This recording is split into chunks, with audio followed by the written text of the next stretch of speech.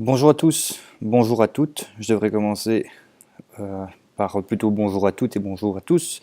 Alors aujourd'hui, nous verrons ensemble que non, ne pas toujours finir ce que l'on a commencé, ce n'est pas mal. Alors, quel est le problème? Alors, enfant, on nous incitait souvent à finir ce que l'on a commencé, en débutant déjà par finir son assiette. Et généralement, commencer quelque chose pour l'arrêter ensuite, c'est quelque chose qui est mal considéré, qui est mal perçu par la majorité d'entre nous.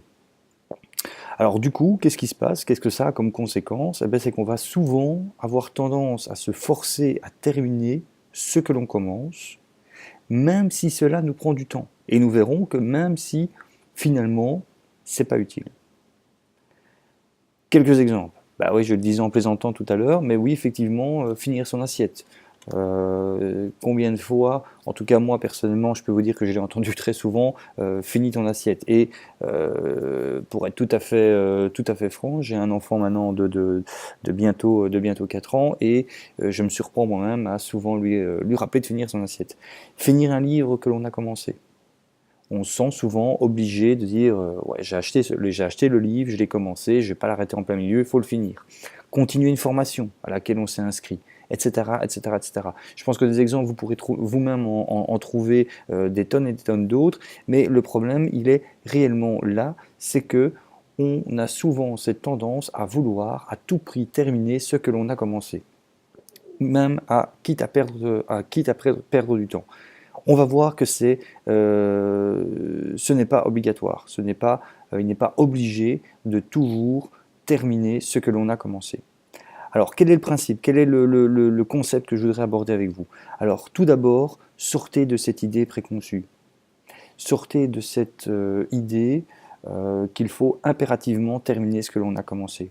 Oui, on peut parfois choisir d'arrêter quelque chose que l'on a commencé euh, il y a quelque temps.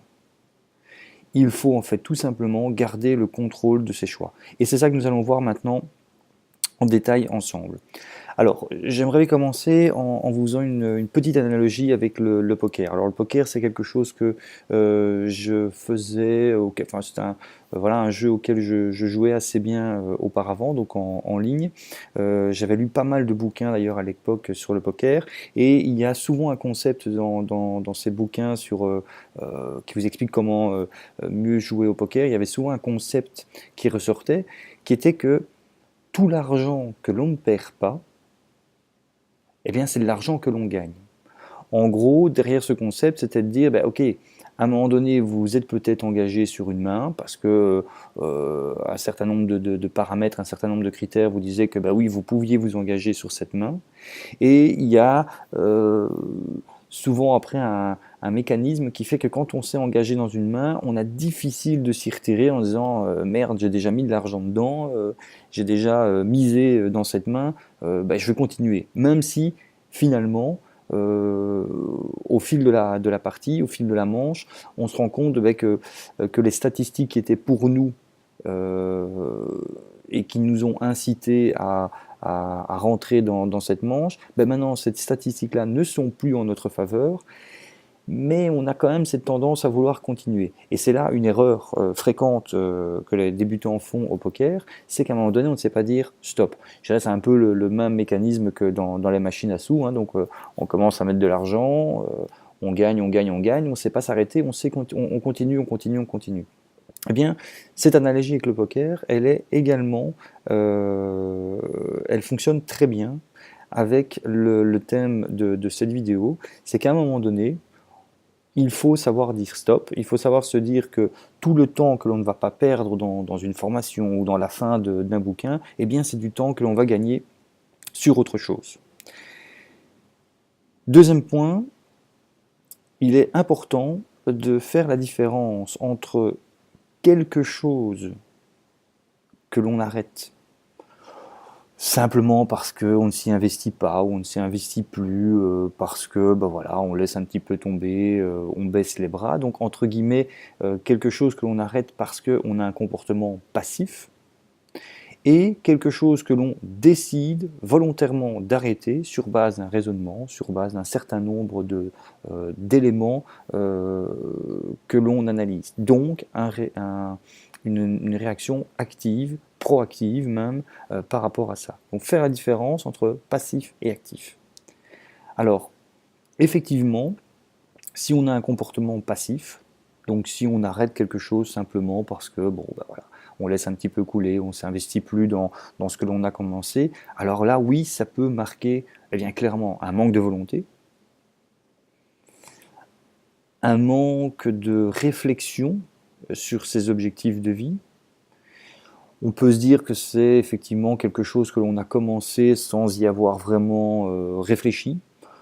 Et donc forcément, on ne s'engage pas, on n'a pas envie de s'engager, et donc ça coule. Donc là, clairement, il est certain que ça montre qu'il y a quelque chose qui est à corriger dans votre comportement. C'est typiquement quand on n'a pas justement fixé d'objectifs clairs, nets et précis à atteindre, et qu'on est dans une sorte d'oisiveté, qu'on ne sait pas trop quoi faire, et donc on commence quelque chose, et puis finalement on se rend compte que non, c'était pas tellement pour nous, et donc on arrête.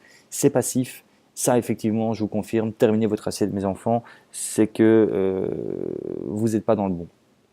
Il y a le comportement actif.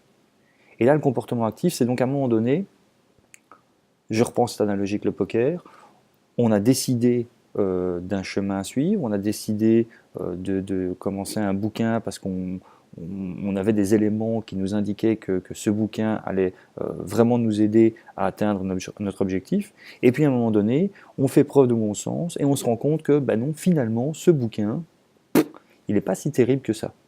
Et donc arrivé à la moitié, on décide de stopper. C'est actif, c'est une décision qui est rationnelle, c'est une décision qui est même productive, et c'est donc faire preuve de bon sens. C'est donc savoir se concentrer sur ce qui est réellement important.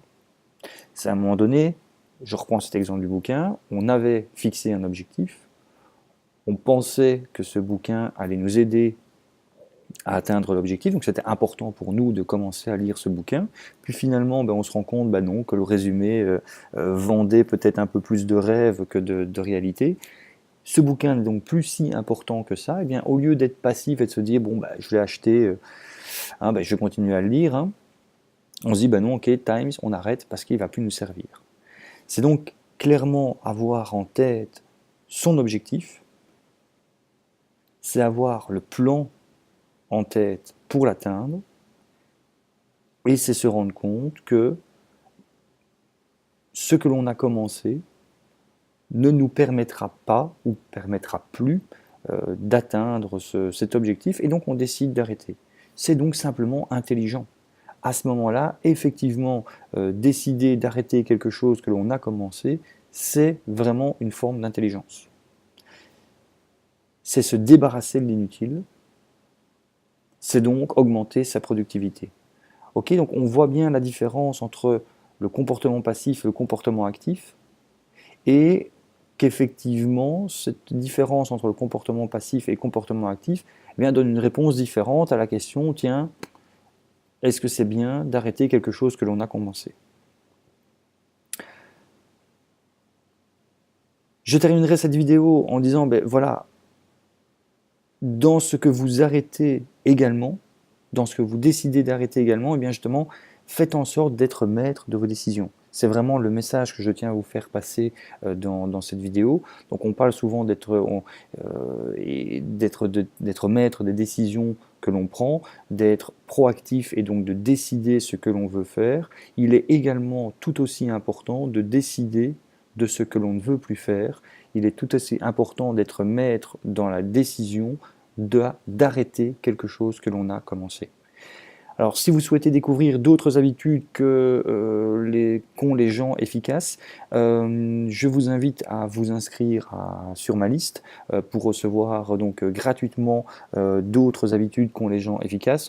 Alors, ce sera en haut, en bas, à gauche, à droite, je ne sais pas trop, mais en tout cas, vous aurez un lien sur cette vidéo pour vous inscrire à cette liste, et vous l'aurez également, et là je peux l'indiquer, ce sera en bas, dans la description, vous avez le lien vers mon site où vous pourrez vous inscrire pour obtenir gratuitement d'autres habitudes qu'ont les gens efficaces. Merci de votre attention. Ciao, bye bye.